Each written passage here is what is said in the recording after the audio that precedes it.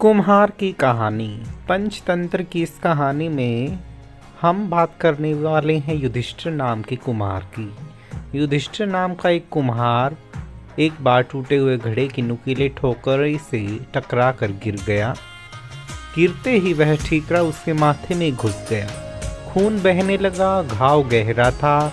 दवा दारू से भी ठीक न हुआ। घाव बढ़ता ही गया। कई महीने ठीक होने में लग गए। ठीक होने पर भी उसका निशान जो है कुम्हार के माथे पर रह गया।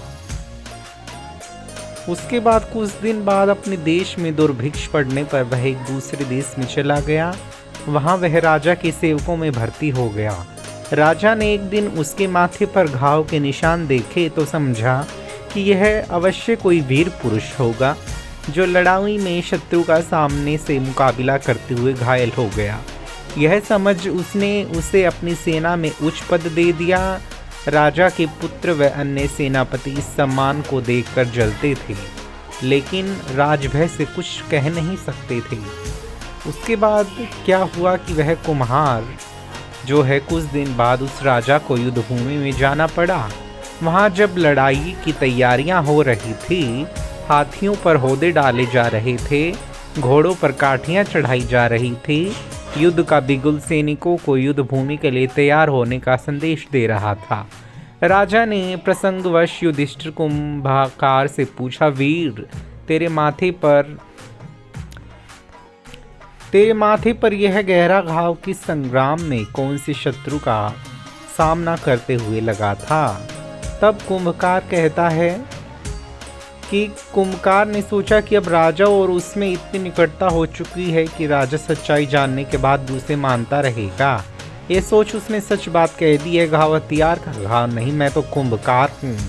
एक दिन शराब पीकर लड़खड़ाता हुआ जब मैं घर से निकला तो घर में बिखरे पड़े ठीकरों से टकराकर गिर पड़ा और एक नुकीला ठीकरा माथे में गड़ गया।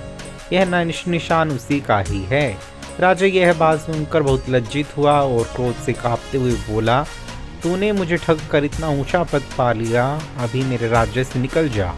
कुम्भकार ने बहुत अनुनय विनय की, मैं युद्ध के मैदान में तुम्हारे लिए प्राण दे दूंगा, मेरा युद्ध कौशल तो देख लो। किंतु राजा ने एक बात न सुनी।